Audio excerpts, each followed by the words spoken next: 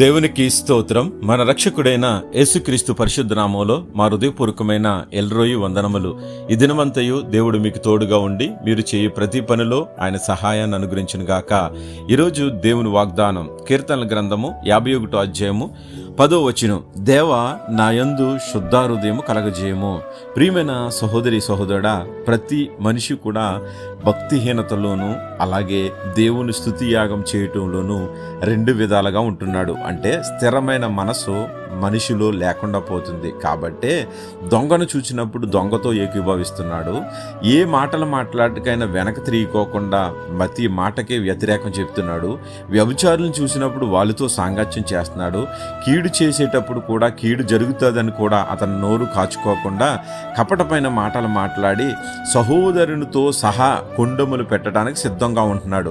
కాబట్టి దేవుడు అంటున్నాడు, అతిక్రమాలు చేస్తూ దోషాలు చేస్తూ పాపాల్లో పడిపోతూ అతిక్రమాలు తెలిసి కూడా పాపం ఎల్లప్పుడూ ఉంటుందని తెలిసి కూడా పాపములోనూ మునిగిపోతూ ఉన్నారు మనుషులు.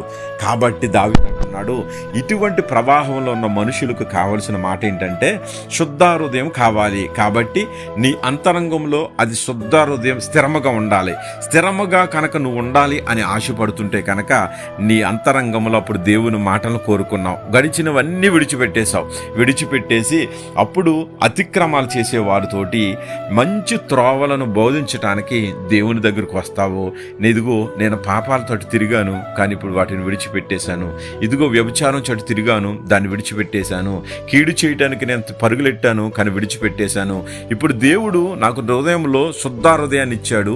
స్థిరముగా దేవునితో నేనున్నాను. ఈరోజు నీవు కూడా ఉత్సాహ గానముతో దేవుని స్తుతించాలి అంటే కనుక ఉత్సాహ సంతోషాలు నీ కుటుంబంలో వినిపించాలి. సంతోషంగా ఉండాలంటే శుద్ధ హృదయంతో ఉండు.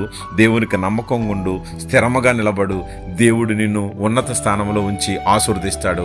అట్టి కృప దేవుడు మనందరికి అనుగ్రహించును గాక. ఆమేన్.